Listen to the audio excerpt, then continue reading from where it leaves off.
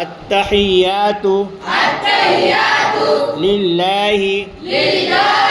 والصلوات والطيبات السلام عليك أيها النبي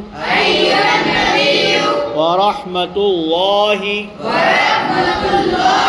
وبركاته السلام علينا وعلى عباد الله الصالحين أشهد أن لا إله إلا الله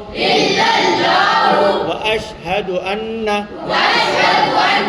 محمدا عبده ورسوله